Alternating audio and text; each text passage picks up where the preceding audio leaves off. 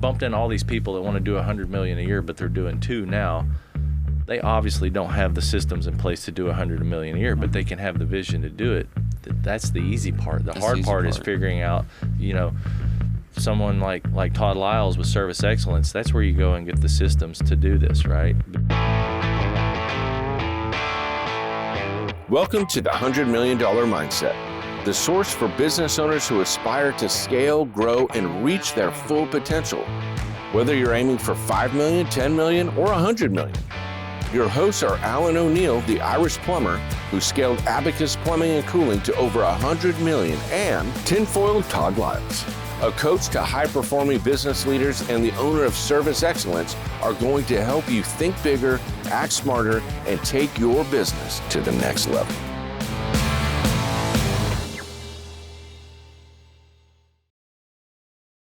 All right, listener, welcome back. This is part 2 where Alan and I are interviewing Billy Cline. And we're getting into some pretty meaty stuff today, Alan. We are. It's exciting, Todd, and it's well worth a listen. Let's just leave it there. Leave the suspense right there because it's well worth a listen. This episode is great. It is. I have a suspicion that this is going to, well, they call it stir the pot, ruffle the feathers. Do you think those are probably good ways to put that? Yeah, we don't intentionally aim to be controversial, but it, feathers may be ruffled. Yeah, and while I don't even think what we say is controversial, I think it'll be argumentative for some. But I think we said things balanced well, and yet I feel like there's going to be lots of opinions on this one. Well, one thing I know about home service professionals, Todd, is they have opinions. So let's go from there. Well, let's get into it then. So every growing company hits the point where design alone isn't enough regarding the brand. So the colors, the logo, the van wrap, they look good, but they don't carry meaning. Yeah. And that's when you told me that you begin to switch from what you were doing, which was just going visual with Dan Antonelli, and then you started moving a little bit towards Roy H. Williams and Ryan Shute, going, no, this is where we actually want to rebrand from a philosophy shift, from visual identity to story identity.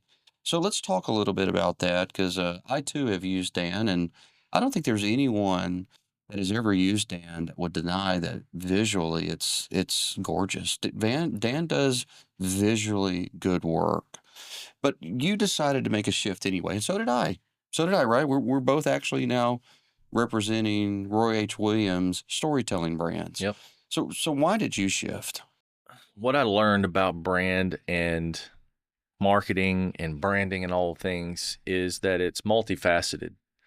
The aesthetic is only one face of a 10-face stone, at least, right? And if we're talking about diamonds, Roy's had a lot of experience with diamonds. Oh, I was thinking like D20, like, yeah, Dungeons and Dragons dice, but no, I knew what you meant. But the aesthetic is only one side, and every piece of your brand and brand equity and what you put out in the marketplace needs to support the rest of them. Mm-hmm. And what I paid for Dan, what Dan did for us, and where I thought we were going with DFW Door Repair was amazing. For what it cost, I didn't have any money. It was all the money I had to do that. When I got it back, I'm like, wow, this is real. I look like a professional now, right? Mm-hmm. And honestly, I felt like early on, for what it cost, I was getting robbed. But after I got it put into place and people started to respond, and the customers and everything, suddenly I felt like I robbed Dan, right? Like, for what it costs, I was like, there was definitely value there. The challenge is I didn't know enough about the overall macro of marketing and branding to understand that that's where I thought that's where it stopped. This was it. Mm-hmm. But as I dug in, I learned there's a lot more pieces to this pie. And if you can work somewhere where you can get, a lot more of the pieces filled in one spot or in one area, or where they all align with the overall story, brand, theme, all the things, you should. When everything's disjointed and you're getting this and that here and there, it becomes a lot more challenging and costly. So working with Roy on the brand story, part of what I'm after this, I'm going to meet with Roy today to help get some thoughts on all the things we're going to do downstream of that. because most, I say most, in my experience, this was my experience. I don't want to cast this on everybody else, but I see it a lot. We all just shotgun our marketing and our branding, if we do Right. branding at all, into all these, oh, this looks like it might work. This is working for my friend. But none of it's connected. None of it's all disjointed. So everything needs to support everything above it, all the way up to the brand. The brand should be the top of your mountain. Everything else downstream matters, but it all needs to align with the brand. So your wraps, your logo, and all things, super important part in the big picture, but not a silver bullet, right? All of it together makes up the bullet. Yeah, absolutely. That was kind of a long way around. Absolutely. it's good. Yeah, if you're not, I always think, I mean, I can pick a Dan Antonelli brand, a truck driving down the road. Sure. That's one of Dan's brands. They're very, Yeah. very distinctive. But I often think to myself, if that company is not operationally sound, if they're not doing a great job in the home, they're not taking care of their customers, they're not taking care of their people, then, you'd wonder, is the investment worth it? But certainly I agree with what you say. It does make you look more professional, but then you have to double down on that and make sure operationally you're doing all the right things. So I think there's a lot to it. I think the way you just explained it there is perfect. Yeah. It's the whole cycle, Yeah. right? There was and again, there's a reason why Dan's company has grown so well, and I actually consider Dan a friend. Like I've sent him gifts. dude. He's a good guy. Yeah. So there's He's a genius, I Yes, think, when he it comes to developing brands. there's no question. He's done so well for himself, but he's done so well, in fact, that I can recall a conversation, and I won't out the contractor, but they had a brand done, and I could tell it wasn't Dan's brand, but it was a good one. And I reached out to the person and said, "Hey, why did you have this brand built?" And his answer was, "I didn't want to look like every other contractor, because when you look like every other contractor, you no longer stand out." And I think he's done so much good work that it's almost sort of like all the cartoons look the same. And at a point, I think that's off topic, but I don't think that's necessarily good for Dan. He's got to mix it up at some point, or he's going to put himself in the same hole. He's got an amazing product, but the tune is getting old to a lot of contractors. Well, there's I used to do semi-professional bass fishing, right? I don't know if anyone listening is familiar with that world at all. Does that mean like you go bass fish and Jennifer goes out and makes the money and supports you to? That was pretty much it.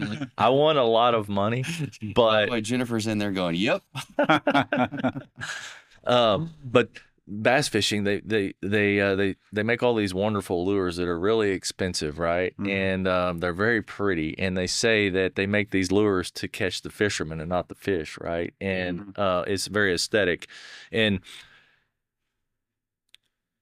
most of the time, I'm gonna speak from my experience, I didn't know what I was wandering off into. It was I wandered off into the shallow end of a very deep pool. And didn't know how far I was going, didn't know where I was going, didn't know what the end looked like.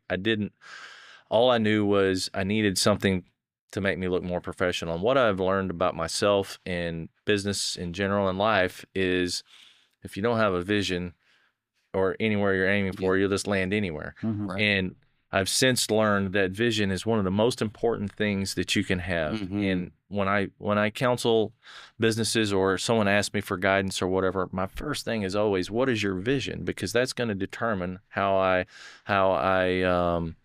guide you. And when the talk comes to brand, it's a lot easier for me to guide them around my experience. When it comes to brand, the logo is important. It needs to look professional. Your customers are going to want it. But a lot of times, a lot of these things we do are to impress our peers around us, Yeah. I'll tell you what's interesting is that I too, for the longest time, have always gone to what's your vision. But I'm starting to make a shift. Starting to make a really strong shift into something that Alan said. And it's only hit me as of recently. I still think vision's important, because the Bible says when the people have no vision that they perish. That's right. But let's think about what happened before that quote came up. That's in reference to Moses taking people through the desert, Right. and we're going to get here. They knew where they were going, right? And the point of the vision is along the way. You got to keep reminding them, like where we're going.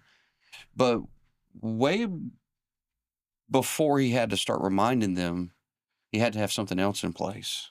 He had to have his helpers set in place. He had to have Aaron. He had to have Levi. He had to have judges.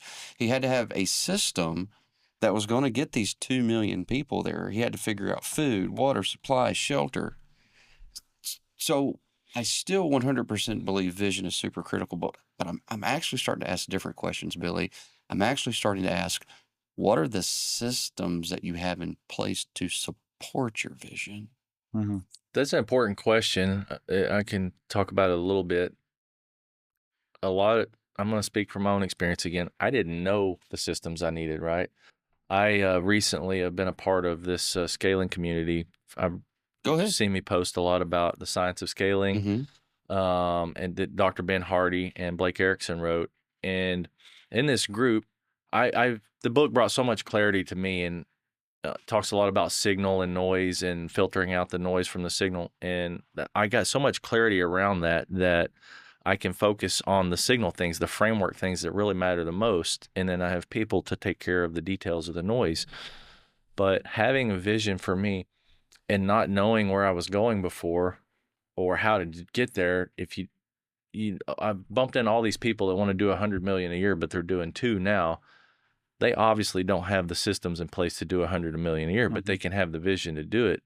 That's the easy part. The hard part is figuring out, someone like Todd Liles with service excellence. That's where you go and get the systems to do this, right? Because in these groups, I went to an event last week around the science of scaling, and all these people are inspired. They were inspired by the book.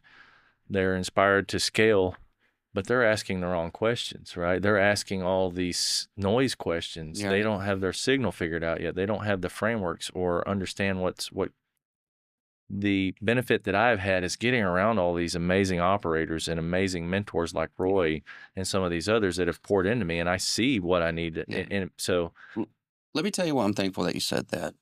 Because I've gone through and have read everything that Benjamin Hardy has written, and it's always excited and motivated me, and it's been very inspirational.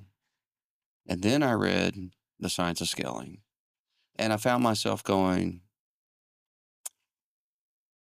this is going to be dangerous for people that don't understand the system part. And in fact, it's going to motivate a bunch of people to do really dumb things. And I know that I know that that's not Benjamin Hardy's intention. I feel like he's a genuinely, really awesome, good human. People ask me about that book all the time, and it's I dig in a little bit. dangerous. I think you should read 10X is Easier Than 2X first. If you haven't read that, read that I first. think you should read The Gap in the Game. Yeah, absolutely. All of those are important. Because I think what that book does, and I think if he were reflecting on it, he would say, I know it's true, but I'm not talking to those people. Absolutely. I think he clearly takes a lot of people and puts them so deep in the gap that they're going to make some real bad decisions. And I hope that when they show up in person, he puts that into perspective, but the book doesn't, in my opinion. I think the book could have done a better job on defining who it was for, right? I don't think it's clear. It's very psychological. Ryan Shute and I have been going back and forth a little bit, and he's asking me questions about it and on all things. And I know that Wizard is aligned with Ryan Dice. Ryan Dice's stuff, his scaling stuff is more tactical, right? Right. Service excellence is very tactical, right? It's not psychological as much as the science of scaling, right? The science of scaling is an idea. It's a macro. You really need your tactical stuff figured out before you jump into something like that. I think there's another part of it, though. It's like I think you're right, but I think there's an additional part, because where psychology comes from is where behaviors take people to. And so, like, if you look at, like, my personal philosophy when it comes to things like money, it's all behavior driven. It's been behavior driven for a very long time. And in the early stages, some of those behaviors were negative, and then I figured out how to shift them to the positive. And I was visiting with one of our clients who, when I started working with them, they had less than 2 weeks of total money before their doors were closed. 2 weeks, Billy. Wow. 13 years ago, they were 2 weeks away from shutting everything down. I can tell them how to navigate that. Yeah. Well, Been there, done that. yeah. What I had said to him was, I said, hey, you're going to have 6 weeks, and then you're going to have 6 months, and then before we're done, you're going to be a multimillionaire. Now, these same clients are the same type of clients that when it comes to doing budgets, we have very advanced, complicated spreadsheets. You know what they prefer to do? They like to go to the whiteboard. They like me to, or whoever their coach is. And we've been doing this for 13 years because they don't want the sophisticated stuff. Yeah. They want us to write out the previous 3 years and look at the trends and say, these are the next 3 years. It's always really, really low hanging fruit. But I was visiting with them and I said, okay, let's do an assessment. And I'm doing this assessment with them. And when we look at where they are from a liquidity standpoint, liquidity, they're multiple millionaires. Equity standpoint, multiple millionaires, not even counting the value of their business. And I said, this is really great, guys. And they're like, we kind of didn't even know. I'm like, how can you build up this much personal wealth and not know? And they're like, we've just been doing what you've told us to do consistently because it's all behavior. Yeah. They have behaviored themselves into being wealthy. And it's like, so I do, and psychology is a part of it, right? So it's like if we get our psychology right, then we get our behaviors right. But psychologists study it and then they tell people what to do with it. But most people that are doing it aren't actually thinking about it. They got to develop habits Right. that just get them there. The example you gave there, though, those people are going for linear growth, right? 35% a year is linear. They are. And behavior is very important in both scaling and growing, right? Right. There's a difference in scaling and growing. I agree. And to do what it talks about in the science of scaling is exponential growth. If you feel like you can be 100 million in 3 years and you're 30 million now, and you remove the constraints and you see a pathway to do it in a year and a half or 2 years, at least a run rate, should you? Mhm. I think this is such a good question. Should you? Here's the answer. 100% you should. If you do the formulaic math on it and you go, I either Pathways. You the have to have the things, pathways. I have the pathways, or I can get the pathways. Yeah. I'm not saying that people shouldn't scale like that because it's like if you read the book, The Hard Thing About Hard Things. Have you ever read that book? I have not, but I will. Oh my gosh. Yeah. Well, this book is basically about, I think it's Ben Horowitz and his partners, and just, it's very much like any Silicon Valley book that you read. It's very much like Walt Disney. These people are doing amazingly hard things. They're risking absolutely everything, and they're just going for it, and they're always on a razor's edge. And I am so extraordinarily thankful that the world, especially America, is full of these amazing people. They blow me away. I am thankful for what they do to society. I'm thankful for their ability to make changes. I'm thankful for, NASA and the moon shots. So I just want to make it abundantly clear. I'm like in support of it. I'm so in support of it. And yet at the same token, I'm totally fine saying that most people Aren't ready for it. have no business Yep. in trying to do exponential things. They Correct. will lose all that they have for a hope of what could be. Yep. And it's dangerous. Very. I also think It's risky. Maybe that's Risky, better. risky. I also think, guys, there's a lot of entrepreneurs that don't know what they really want. Right. Like they don't know, like they get caught up with a lot of this social media stuff, and they think they want to be $100 million business, or they think they want to be a $50 million business, but they don't know what they really want. And I think getting clear about what you really want when you have a business is very important, because Yes. I think I know who you were referring to, Todd, with the example you gave earlier about building wealth. But like, I think there's a lot of entrepreneurs that just do the next right thing, and wealth happens. But I think getting clear about what you want, because $100 million business is not for everybody. No. It's a completely different level of responsibility and stress than a $10 million business or a $2 million business. Maybe different kinds of stress, right? It is. Yeah. And I think you got to be, at a certain point, you're not doing it for money either, Yeah, right? yeah. Correct. Because if you got a $10 million business that is doing 15 to 20%, you're not You're gonna be doing fine. things for money. No, it's, yeah. So when you're doing 100 million, are you going to take the rewards? Absolutely. So all I want you, and I want the audience to hear me say this too, and Lord, I hope that Dr. Benjamin Hardy comes across one of my clips, and I want him to know this, is that I value the man's work. I'm not saying that I don't. I deeply value the man's work. He's very smart. I've watched his career. I know his connections. I'm going, man, he's like, I love to see his success, and I think it's fantastic. But if I were just to go to what I think is his best book, which is not Who, Not How, not Two is Better, 10 times is easier than 2 times, I think it's The Gap in the Gain. I think that's his absolute best work on psychology. I just want to say to the people that when they read The Science of Scaling, that they keep in mind what Alan said. It's like, what do you actually want? And just remind yourself of the gap in the gain before you jump into that boat. So you actually want it. I want it. I've been exposed to it though, right? Yeah, through exactly. mentorship Yeah. and whatnot. So I kind of, I don't want to, I don't have experience against it. I have experience to the exposure by being around these guys that are doing these things. And I feel like Al and I were talking about it a little bit earlier, and just still go into it a little bit. I am a disruptor in the home improvement space. People don't know it yet, but they will. What the way we do and what we do with what we're doing is going to mostly through our sales model and through our manufacturing, with having 2 different models than anyone else, at least in the door space, but it's going to bleed over into home improvement. There was a giant home improvement company just yesterday that filed bankruptcy, and it just went away. And legacy Do you know why? I would assume they were over leveraged. Yeah. But they were operating on a legacy model, and Al and I were talking about legacy models earlier. They stem from legacy thinking, and you get legacy guys that are running these legacy companies on legacy thinking. They're not thinking about new ideas. They can't afford to take the chance when they have this giant mountain built on top of the legacy model. They can't afford to take a chance on disruptive technology or disruptive thinking from younger people who are, when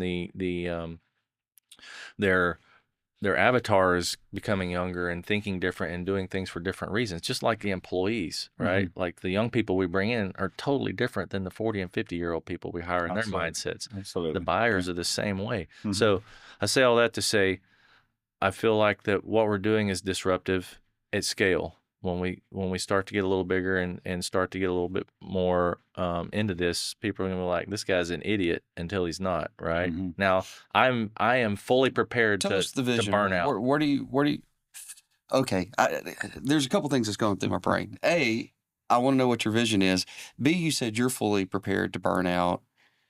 And C, I know that your beautiful bride Jennifer is in the next room, and she's been listening to everything that we're saying. And I don't know if it's appropriate or inappropriate to ask Jennifer if she's fully prepared to burn out. She is the other half of that. If it weren't for her, I would have burned out a long time ago. Can we ask Jennifer to come sit with Sure, us? yeah. We're back, and we have Jennifer in the studio. And the reason why Jennifer's in the studio here is because Billy said something that basically said, I'm all in or bust. And I'm talking about, the risks that are associated with this. And you guys are married, so it's not just I'm all in or bust, it's all in or we are bust. So I wanted to bring you in. I'm gonna everybody, this is Jennifer Cline. She's part 2, the second half, if you will, of Your New Door. Jennifer, the question to you is, I'm thinking about your position as a wife and as a woman, and I don't want to pigeonhole you into all categories of all women, but women typically have a real high need for security. And I'm just curious. She is no exception to the rule. I'm just curious how this whole new Billy scale philosophy, what it's doing to you personally. Well, honestly, I love it. We talked about this on the trip down here last night. I saw the switch just a few weeks ago after he read The Science of Scaling, and to kind of circle back to the combo of us, he is the risk taker. I'm the conservative, the lockdown. And to even go back further of our conversation earlier in the break room was intuition. I feel like I'm very intuitive. I can see things. I just get a feeling, Dave Ramsey with his wife, she just gets a feeling. But yes, that's kind of where we're at, and that we lean very heavily on each other. I don't work 24/7 in the business. I work outside. I come home. We talk a lot throughout the day. He calls and he'll ask my opinion on something, or, you know, and it may be something that he hasn't prepared me for, but he just wants to know my thoughts, just like raw Off the hip. off Yeah. the head. And then, She's never wrong. I mean, Really? I'm just, I just tell him how I think and what I feel. And, he's looking at new spaces, getting another building. And he kept looking around. I'm like, that is not, these other buildings are not where you're supposed to be. This is where you're supposed to be. And it came to fruition. The realtor called us and he said it worked. They accept, just all the things worked out. And I kept telling him, I can just see it. I see the logo. I see the logo on this building. I'm just telling you, this is where it's at. And like with 2 days. It's funny. It's funny, Todd, because Todd and I are both Dave Ramsey fans, and Dave talks a lot about a woman's intuition. I had a personal experience. I hired a service manager one time that I was super excited about, and he came out the door like flying. He was doing great. We had a Christmas party. We went to the Christmas party. We were driving home. I said to my wife, "So what do you think of this guy?" She said, "Do you really want to know?" And I said, "Yes, yeah, I mean, I do." And she's like, "I'm sorry, I know you're really excited about him, but he's not your guy." Yeah. And I said, "What did he do?" And she didn't do anything. I'm just telling you, he's not your guy. About a month later, I uncovered some stuff that was a deal breaker, and he was gone. But I don't know what it is. I don't know what women have inside them that allows them to pick up stuff. I think the other thing, though, us entrepreneurs, we get excited about things and the blinkers go on a little bit. So I think having that, Yeah, absolutely. having Jennifer there to tell you, to give you the advice, to say, no, that's not your building, this is your building, or whatever it might be.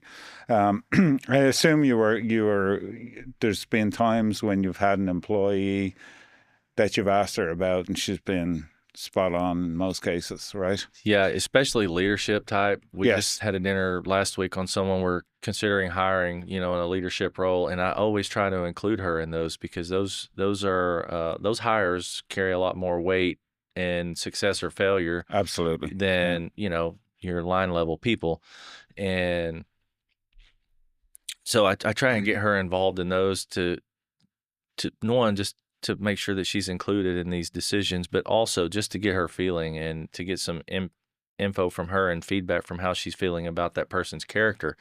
Because at the end of the day, everything else is built off the character of the people you hire because of the culture that we've set. We want to make sure they're a good fit. And it's crazy how I don't have the intuition that she has. I'm very binary. Is it going to work or is it going to not? Right. But intuition really helps. Well, and to build, Alan, on what you just said, I think as a husband and wife, I can call his bluff. Meaning, when an entrepreneur, you get excited about ideas. I mean, he has so many ideas flowing through his brain, and he just is, and I'm like, hold on, pump the brakes. Let's talk about this. Let's talk through it. Is it gimmick or is it an excitable idea that's, we can build on and make money on, things like that. She's my parachute. I'd hit the ground if it weren't for her. Mm-hmm. So I'm going to ask the big question. What is the plan for scale? Where are you guys going? Followed up immediately by how are you funding it? Did I tell you I worked outside the home, outside of the business? Well, no, I've always worked. When we first got married, we obviously, he worked and made money. I'm a family law paralegal by trade, and I still do that mostly because I'm loyal, but and I do enjoy what I do, so I enjoy helping people. So that's another piece of it. But we wouldn't have made it through a lot of the hard times of what it takes to grow or scale or even have a business if it weren't for her.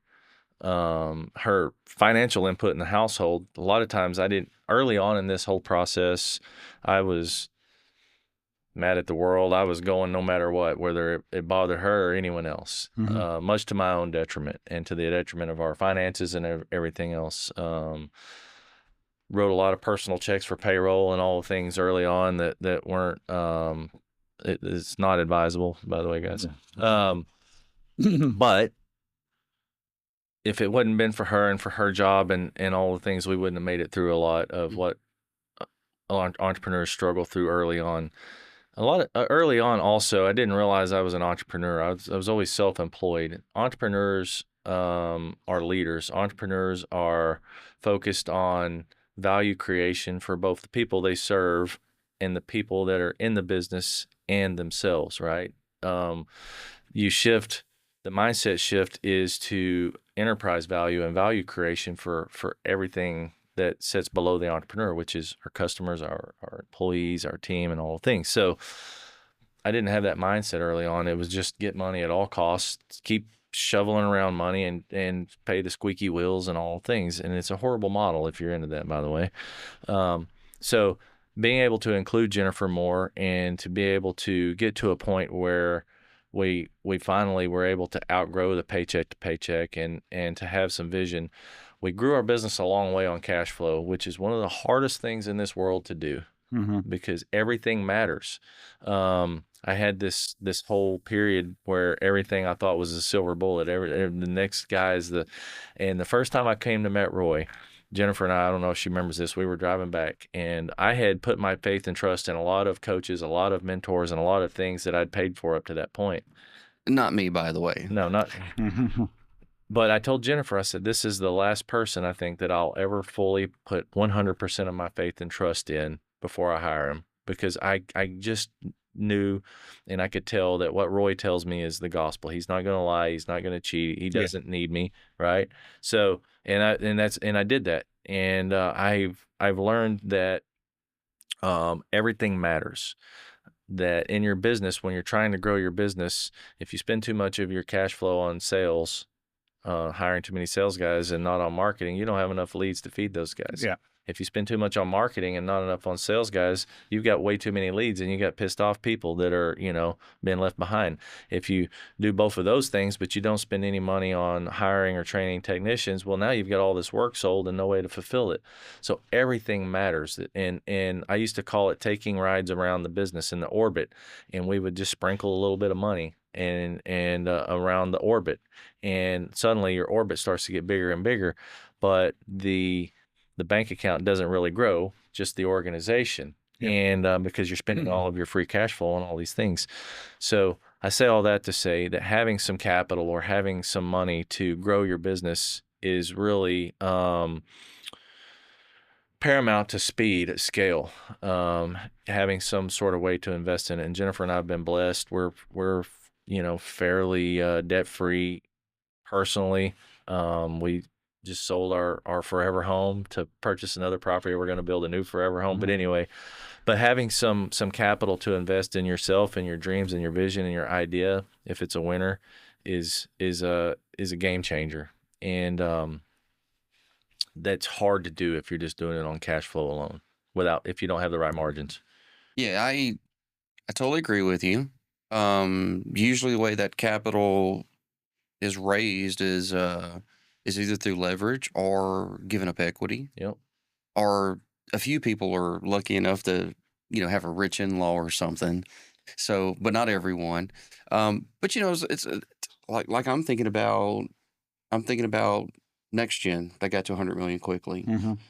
From my understanding, and that's all it is understanding. So this is not a factual statement, but from my understanding, there was a massive amount of capital that was injected to that in the first year or two. Come with a lot of debt, obviously, but we see that in private equity. So I'm asking the tough questions. The reason why I'm asking the tough questions, just so that you guys have clarity, is I think it's probably pretty clear the way my mindset works, which is if someone was sitting across the table and they said, "Hey, I want to go to 100 million." These would be all the questions I'd ask. I'd go, "Okay, cool. Let's talk about your knowledge. Let's talk about the people that you can put around you. What systems do you have?" And at some point, I'm going to get to the question of what type of resources do you have? Tell me about your capital. Tell me about your leverage, because this is going to take a lot of money. It takes a lot. And what's not clear yet in my mind, it is clear that you want to do something big. We haven't said how big. I want to hear how big, and I want to know, how are you funding it? Well, right now And I'm going to go to you here too. we've had, we've had some real estate and some other stuff. So we've had some liquidity events that have happened personally that we're using to bet on ourselves, right? There's when you're I'm going to kind of get a little bit more broad here, and this may raise the hair on the back of your neck in a bad way, but if and then I know the economy's kind of a little conflated right now, but if you can build a brand and you can take your marketing dollars, even if you can only get 6 or 7 to 1 against your marketing spend in return, and you have the gross profit to justify it, you should beg, borrow, steal, rob a bank, whatever you have to do to get those dollars, because you're going to get a return on those if you have the margin, right? And if you have the gross profit to support that, there is no better investment in this world than betting on yourself if you can get that return, right? If you can take your customer acquisition cost and your gross profit and make that math work, there's just one doesn't exist. So if you can spend $1 million in marketing and you have the systems in place and you can get $10 million back in top line revenue with the gross profit that you need to grow your business, name a better investment. There's not any, right? So it takes a little bit of knowledge. It takes some skill. It takes some systems. It takes understanding that a lot of entrepreneurs under 2-3 million probably don't have. I didn't. I probably understand things a little bit better now than most people my size, just because of the company I keep and the mentors that I have. But if you understand where you're going and you understand what it takes, if you can look at constraint theory and see what the constraints are, the first constraint is always resources, always. Because if you don't have the resources for the marketing, if you don't have the resources to fill all your other support channels, sales, fulfillment, overhead, and all those things as you go, you can market all you want. You're just going to waste your money, right? Yep. So go through constraints. The first one is always resources.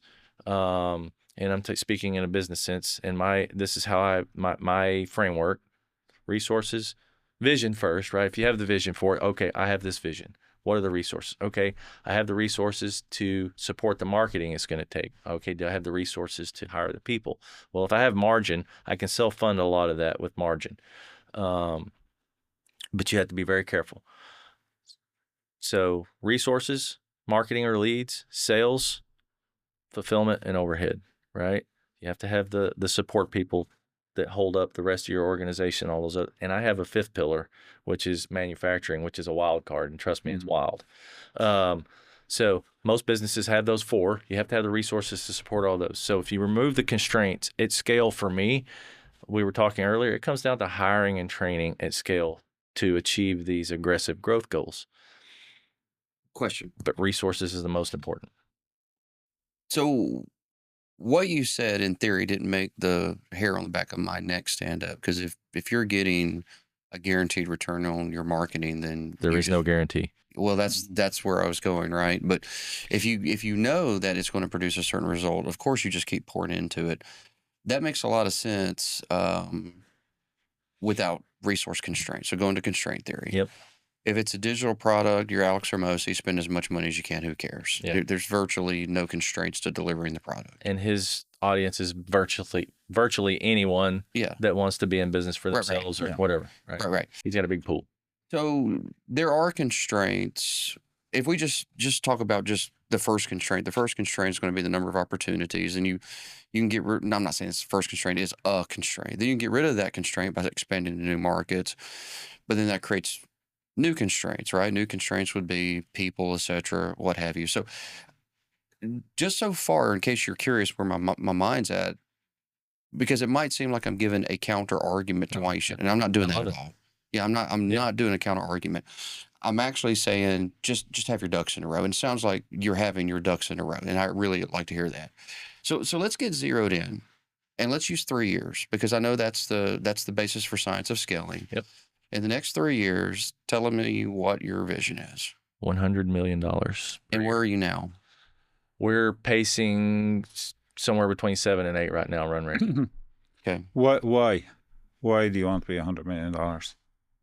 Because you got to get to 100 million before you can get to $1 billion. It's fair enough. Are you? don't. So let me ask you a question. Yeah. Because I've been on that journey, right? I will tell you that the most fun I had in business, where I actually like loved going to work every day, I had 30 million people. I had, I had 30 million. I had 30 employees. I had $9 million of revenue, and I had 20% EBITDA, right? I mean, it was a sweet deal. Yeah. As growth happened, I was at home less. I was, more stressed. But I got a little bit addicted to the growth and just kept doing it and doing it and doing it. So I just think you should be really clear about why you want to be 100 million. Because there's a lot of hype out there right now about like $100 million and 10x and, all these things that are out there. So my only advice to you, and I absolutely admire you, my only advice to you is really know why you want to be. And I'm not saying it's a bad thing. No, yeah. It's actually pretty nice. Like, it's actually a lot of fun to be $100 million. But I think it's a stepping stone in my journey too. So you ultimately think you could own $1 billion company? I think that, and I'm not doubting you for a second, by the way. My wife, at this stage in our lives, we're pretty much empty nesters. We're, like I said earlier, fairly financially independent. We have the means to take a bit of a risk. We have the vision. The thing that I don't want to speak naively or flippant here, but for what we do, that's different than plumbing, heating, electrical, cooling, or any of these others, is you guys are competing against 1,000 other companies for the same lead. Mm-hmm. I have almost no competition for what we're trying to do against doors, right? Yeah. So the blue sky in front of me is so much. There's so much more of it without having a lot. And when this comes out, there may be a lot of guys want to get into this. But same thing happened with Tommy and garage doors, right? It wasn't anything anybody ever wanted to be a part of until until there's a disruptor, and now everybody and their brother is raising money in private equity to buy garage door companies, and they know nothing about it, right? Mm-hmm. And so I say that to say, I've done my homework, I've done my research, I've seen it happen in areas that are crowded. And I am very confident that working with someone like Roy, right, who can help build this brand, the first time I ever met Roy, he's like, Billy, you've got a national opportunity here, and this is what I see. So it's not blind confidence or optimism. I don't know a lot of the things I need to know to do it. Mm-hmm. I'm probably not even the guy to lead it off into the atmosphere. Right. And, which is an important realization too. I may grow into that, right? But if I don't, I'm okay. Mm-hmm. The cool thing is about leadership is and I believe this with all my heart, there's no limit to how far you can go if you don't care who gets the credit. I don't really need the credit out facing the world. So I say all that to say, it's calculated. The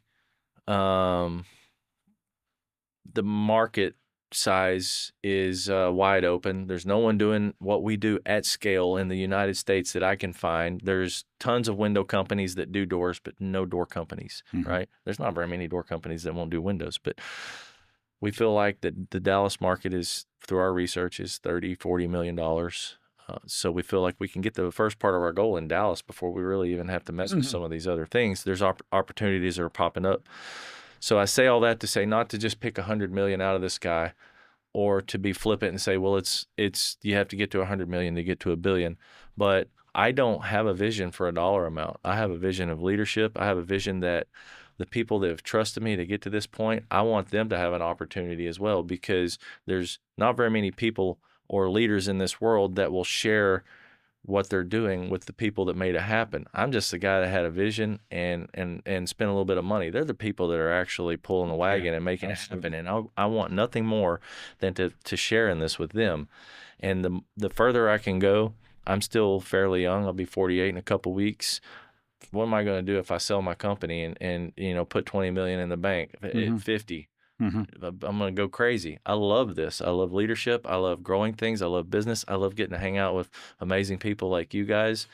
And He doesn't know me very well, Jim. listen, Yeah, be careful what you wish for. I know, but I know that 100 million sounds like an arbitrary. I heard it a dozen times last week at the Science of Scaling event, and I listened to some of these people talking. I'm like, let me help you a little bit. Mm-hmm. I have the mindset for it. I have the vision for it. I may not have the systems that I need to do 30 million. We're retooling all of our systems now that are broken to get us to the next stage, but I know that that's a continual thing I'm here for it. So I'm not scared of that. I'm not going to accidentally do it. It's going to be on purpose. It's very intentional. What okay, I want to ask you both this question. I want you both to answer it. First of all, I'm like Alan. This is very motivating. It's very exciting. And if anything, the reason why I go deep in these type of questions is, I mean, think about the name of our show. It's the $100 million mindset. Yeah. And Alan was like, why do you want to call it the $100 million mindset? And I said, Alan, I just want to attract people to watch the show. But we're going to be talking to people all the way along the line. And it's not about 100 million. It's about feeling like you've woke up and you've got 100 million, whether that's 3 or 4 or 5, whatever. So here's where the questions are going to come in that I have for you now. What is the philosophy here? Is the philosophy that I will do 100 million, or I will literally die trying to make it occur? Is it what doesn't kill me makes me stronger, so I won't die, I'm just going to get stronger? Or is it if I will do everything to get there no matter what? Or is the philosophy that I'm going to put some fail safes in place? And I love the concept of fail safes. Specifically, like if you look at NASA wants to get to the moon, and obviously rockets have exploded.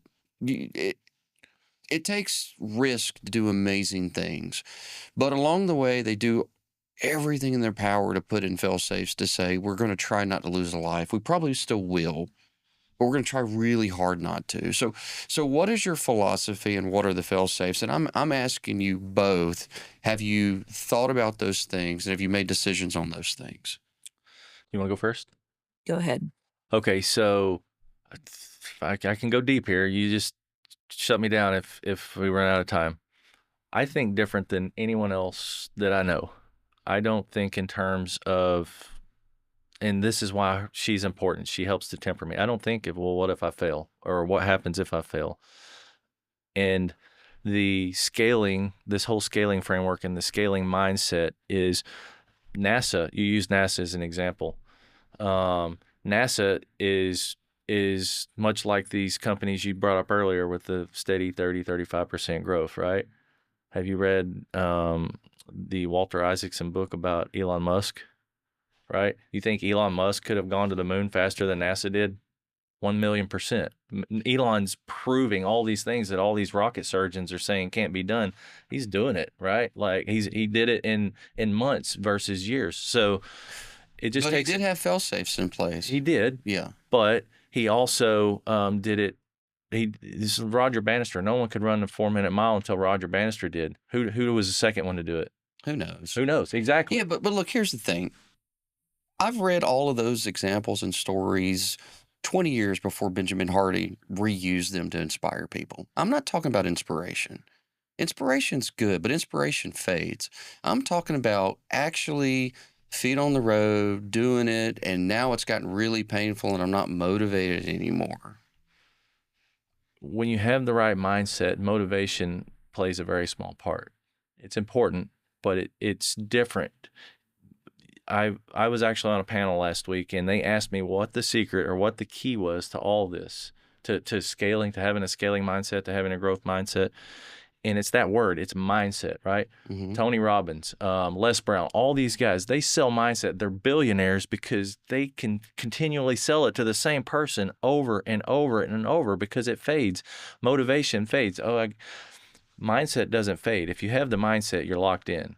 And you don't have to, you may need a little bit of pep talk once in a while, but you're locked in on a target and you're moving toward a target when you have that mindset. Motivated people wander around looking to be motivated to get them to do things, and they don't have necessarily the right mindset. But mindset is one of the most, it's key to everything. If you don't have it, you're not going anywhere. It's just your motivation is going to fade, and you're going to fall back into obscurity, to the easy thing, to whatever life brings you that's easiest, right? And mindset is what it takes to get through the hard days. And earlier, I mentioned that, and when you kind of stop things there, was I'm okay to burn out or to burn it up. I know I wasn't sure if you were. I'm curious. Yeah. I'm okay with what's at the bottom of failure, right? Like before I met Jennifer, I was totally broke, busted, repoed, foreclosed, shot, stabbed, all the things, right? Like I've been to the bottom, and you can survive it. But what I know now, right, is if I ever have to go back to the bottom, if God forbid bankruptcy happens or something, I can get it all back in record speed because of what I know now, right? You guys could do the same thing. Yeah. You bring a baby bird in here and give them the framework to build a business, and they work off of that instead of just figuring it out for 10 years. I guarantee you they could do it. So it's just a mindset more than anything. I want to add the word discipline. I mean, absolutely. Mindset, yes, but motivation is an emotion. Discipline is what it takes to make it through when the emotion is gone. Yeah. So, I just want to say, Billy, I absolutely admire your mindset, and you may be one of the most excited and like motivated people that we've spoken to in this. And I say this with the greatest of respect. If I was married to you, you'd scare the crap out of me. Like, I'm just saying that like I would, because maybe Jennifer, well, let's ask Jennifer, does this scare you, or does it excite you, or does it do both? It's exciting. I mean, obviously. Yeah. But let me just the basis of everything is faith. I mean, and we say this, even our relationship started, it was a God thing, and everything we always say, if we start talking about something and it just naturally develops in seemingly easy, I don't want to say easy, but it just naturally is happening, we know God is involved, and if we get a little pushback, or we feel like it's not the right direction or whatever, that's the direction we look. But it is scary, and especially scary when my paycheck is the only thing coming in for that month, and he's got guys that have families, and he's got we have to stretch everything. So it is scary. But going back to me being conservative, I scrape a little and keep a little, and I've got stuff stashed. No one knows, and only my best friend knows. And I tell her all the time, listen, if something happens to me, you go straight to this place and do these things. But so it things we uncover. It is a balance. It all centers around faith, though. Yeah, and that's great.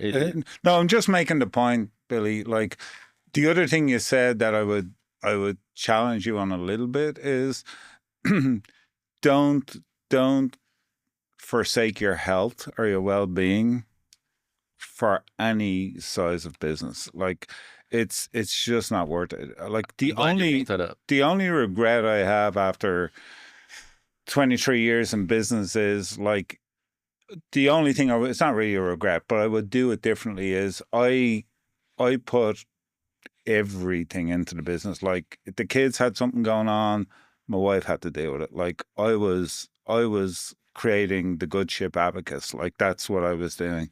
And so, I look at, younger entrepreneurs like Todd, and Todd makes sure he's there for the baseball games and the dance recitals and all those things. So just be careful that, you know, I heard you saying like I'm prepared to burn out. You don't have to burn out. Like, you don't have to. It's okay to be really, really, really, really tired. No, I but meant don't that, burn yourself out. I meant that financially. Oh, okay. Right? Yeah, Like, yeah. listen, I've lost almost 50 pounds in the last 20 months or so, 24 months, something Wow. like that. Wow. I go to the gym Congratulations. 3 Yeah. to 5 days a week. I make most of my food. We pretty much only eat whole foods. We don't eat any processed things. So we lead a pretty healthy lifestyle. I also, I almost for the most part check out when I get home. Yeah, I'm not Good for you. working Good for 60 you. hours a week. Yeah. I get up almost every single day, 4:30 every day. I have some quiet time. I write in my little journal. I write the things I need to do, and I try and do some reading, and I go for a 45-minute walk before I go to the gym. And I listen to something that is honestly, almost every single day I listen to almost an hour of Jim Rohn on YouTube, right? Like, just the classics. yeah, and I hear something every day that is basic, fundamental, elementary, but it's keeps me grounded. Right. You know, so it's just one of my things that I do. I've fairly high energy for the most part, ADD you might say, and once the day gets started, I can't read, I can't focus only on what's in front of me, and I get all these ideas, and it's like I just have to grab one as it comes by and write it down, or I'll forget it tomorrow, right? And I say all that to say, with faith, I had to learn this. You know, faith is scary, right? You were talking about Moses leading the people around earlier. The interesting thing about that story is those people visually saw God. Those people audibly heard God, but yet they still didn't have the right kind of faith. They're like, well, what, you know? Mhm. And so, Well, important note. Moses saw and heard God and came down with this kind of glory. yeah. But the people had to trust that Moses wasn't giving them a line of bull. And one time when You see Moses went water up to coming out of a speak- rock. I mean, that's a miracle. Those people Yeah. saw miracles happen. But another important note, when that water came out of the rock, Moses did that in disobedience. But still, He struck the rock when he was told to speak to the rock. So here's the reason why I'm bringing it up, though, and this is really, really, really, really, really critical. Even the guy who spoke to God directly, who was covered in the Shekinah glory of God directly, yep. still would come down from that mountain and do Moses things. And We're all people. we're all people, right? We're all people, which is why I think having a multitude, but not too many, but a multitude of very few select people that we listen to that, like you said, they don't want anything from you. But also at the same token, they're not trying to be like your parents that are trying to protect you from what's possible. And I get it, Billy and Jennifer. It is a hard thing to do. It's like, is this person being discouraging because their mindset is limited? Or are they seeing something that I don't see? And at the end of the day, no one can predict the future. No one has a crystal ball. And you're heading towards something that is going to it's going to go in a couple paths. It's going to be massively successful, and we'll have you back in here, and you're going to get to tell us how it worked. It'll be moderately successful, and it'll be super awesome because, you aim for Jupiter, you hit the moon, and you're in here, and you tell us how it works. I'm okay with either of those outcomes, Yeah. by the way. I'm not fixated on one or the other. Sure, Mhm. sure. And we don't have a crystal ball, right? It's like, look, you could do absolutely everything perfectly right, and the next world war breaks out, and it puts but the bottom line is, at the end of the day, if we are really super stoked and excited about something, it's probably still worth going after, and I think that's what you guys are talking about. I think that far too few people in this life take chances on themselves. Mm-hmm. And I think far too many people in this life listen to too many inputs instead of listening to themselves. And I think we were all meant here for a purpose. I don't think that my purpose is to grow 100 million or $1 billion company. I think that my purpose is to lead people and to help them have better than a paycheck, right? To just come to work and pay the bills so their boss can go buy another car or another house, right? I don't believe that at all. I think that my purpose is to also, through leadership, expose them to the divinity, right? To give them an opportunity to see God work in my life to where it may influence theirs, right? And not that I want to take this down that rabbit hole, but my purpose isn't to just get money or to just, grow the giant thing. The Bible is good for instruction for all, whether you believe in it or not. It's great for instruction. Right. So, and I guess that was the only thing that I was just trying to conclude upon, which is one of the greatest example of biblical wisdom. All of them. I mean, all of them, all the ones that were close to God, either in the Old Testament or the New Testament, were still human and prone to do really stupid things right after they spoke to God. Listen, David was a man after God's own heart, and he lived a crazy life, right? So that was just my point of going, hey, we don't have a crystal ball, and I trust that you guys are doing great faith in your walk, and that's all we can do. I don't think anyone can sit here and doubt what your personal faith is. That would be bad. No. But I'll also tell you, and I'm not saying you, I've spoken to many entrepreneurs and many people that would tell you that this is what God told them to do, and then it's like, it wasn't what God told them to do. It's so obvious after the fact. I have a lot of context that we don't have time to share today that Jennifer touched on it earlier.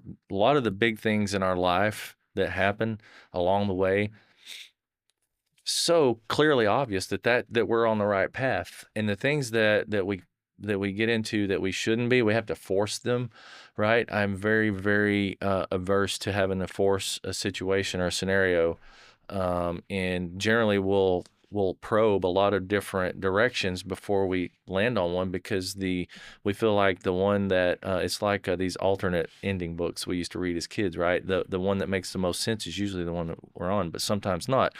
But like when we got married and when we bought our first house and we bought the second house, all these crazy things that shouldn't have happened aligned and made it very obvious that we were on the right track. And we kind of live by that with business, because we've done a lot of the wrong things, and we've forced a lot of the wrong things and borrowed money and doing some of the wrong things for some of the wrong reasons.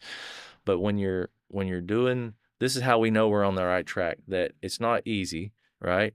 But it's simple, and we're going down the right way. And I also know that there's never, if you're an entrepreneur out there and you want to grow a large business, there's never been a better time to do it than today.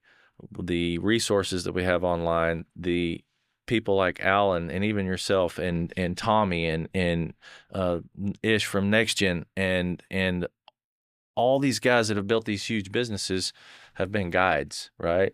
Before, let's see, who was it? I can't remember who it was. Oh, it was, no, I can't remember. Was talking about growing a $5 million business in Houston. And when they got there and they grew a $5 million business, they decided they can go bigger, right? And it just started to get bigger. And all of a sudden now 100 million is a benchmark, right? And people are doing it.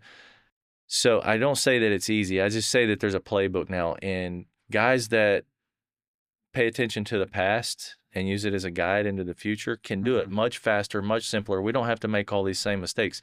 Alan's got people that's worked for his company that if I wanted to get to 50 million in 2 years, I could go hire two of those people that may be on the market that have already done it, give them the resources, give them the vision, and get out of their way and support them to get there. And I say all that to say that it's not, we don't have to figure it all out, because there's guys that already know. You just have to be willing to pay for it. You can buy time in two ways. You can pay for it over the long time, or I can buy it today and get it back. And what I've learned is the more I can buy time today, the less it's going to cost me in the long run.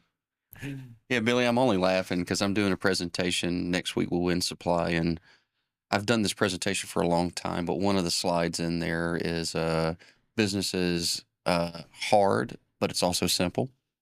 And another one is exactly what you said about buying time back. So it's true. Well, two things you said, Billy, are two things that I want to say is one is the best way to get where you want to go is to get around people that have already done it, right? You're clearly doing that with the circle you're mixing yourself in with now. And then, you said something about helping your people develop and grow. And I've used this quote on this podcast before, but Zig Ziglar said, you can have everything in life you want if you just help enough other people get Absolutely. what they want. That was a game changer for me. Like when I started focusing on helping my people get to where they want to go, I had a guy walk into I was in the office last Wednesday. A guy walked into the office and he said, he was doing a course at San Jacinto College and he met a former employee of mine. And the guy told him, I changed his life because he went off and started his own business. And he said, instead of Alan trying to talk me out of it, he helped me start the business. Well, to me, that was a successful outcome. Absolutely. Right? I helped this guy make more money than he ever made before. But when you truly start to try to help your people in a way that's meaningful and possibly change their family tree, right? Create generational wealth or whatever it might be. I think that's when things become easy, It also because your becomes motive is fun. pure. Yeah. It's fun to watch. We have it was a couple years ago. We started the Leadership Book Club. I can't remember where I saw it or what inspired me to do it.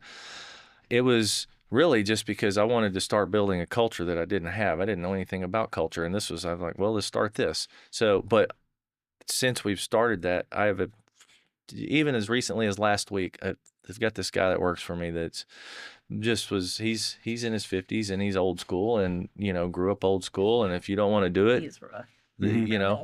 Yeah. But this man had come up and hugged me with tears in his eyes to tell me how much reading these books and doing these things have changed even his family dynamic. Right. And his wife's an entrepreneur, also building a business. But that's how I know that I'm having impact. Right. I don't need that to feed me to do it, but I know that I'm having impact. And one of the things that I promise the people that I get involved with their hire is that this is a thing that we do. This isn't something we did. Learning, training, reading is something we do. If you want to be a leader here, leaders are readers. But when you leave here, I promise you that you'll be left better than I found you. And especially line level people. You read 2 books while you're here, 3 books while you're here. If you're only here a year or 2, and you go off out to the ethos and you get an adjacent job working with adjacent peers, you're going to rise head and shoulders above those people in no time just by reading 1 book, right? Right. The foundational book we all read when everybody comes in is How to Win Friends and Influence People. My favorite book. That book will change a 6th grader, right? And it's just the fundamental principles of life in that book. Sales, conflict resolution, leadership, it's all in there, right? And imagine hiring some 20-year-old kid that hasn't ever read that book and then hiring another one beside him. Which one of them do you think is going to excel faster, right? So anyway. Well, wonderful having you both on the show. Thank you so much, Billy. Thank you so much, Jennifer. We just really appreciate you both. This was fantastic, and in 3 years we're going to have you back out here at least, maybe before then. Okay. I love it. I'm gonna hold you to it. Well, listeners, that's it for part 2. That was, I felt, a really worthwhile session with Billy. Yeah. We uncovered a lot of good stuff and certainly stuff that, you may have opinions about. So I hope you enjoyed it as much as we enjoyed the interview. I agree with you, and I should have said it at the top. I didn't, so I'm going to say it now. I really want to give a real shout out to Jennifer, Billy's wife. She stepped up in front of the microphone, and man, what a good experience to have the husband and the wife to be here and to be so open and to be so candid about the goals that they're going for, the visions, and just to allow for you and I to really get deep into encouraging, but yet also pushing back a little. I thought they were great, that they didn't get offended. They just heard, and I mean, I don't know that we've had a more engaging conversation to date. It was great. And you know the old saying, behind every great man, there's a great woman. Mhm. I think we witnessed that today. I know, Todd, that Shannon has been very helpful to you over the years, and Linda certainly has been to me. So big thanks to Jennifer for being willing to come in at a second's notice, literally, Yeah. and help out. All right. So, listeners, enjoy the show. If you like all these things, we want you to, if there's a like button to be hit, if you're watching this on YouTube, like, subscribe, share it with your friends, spread the word, because this is the $100 million mindset. Hey, thanks so much for watching the show this week. Head over to toddliles.com/mindset to get the show notes. Please make sure to like, subscribe, and follow so you never miss a new episode of the show. And if you enjoyed this episode, then share it. It really helps us get the word out. You've been watching the $100 Million Mindset with Alan O'Neill and Tinfoil Todd Liles.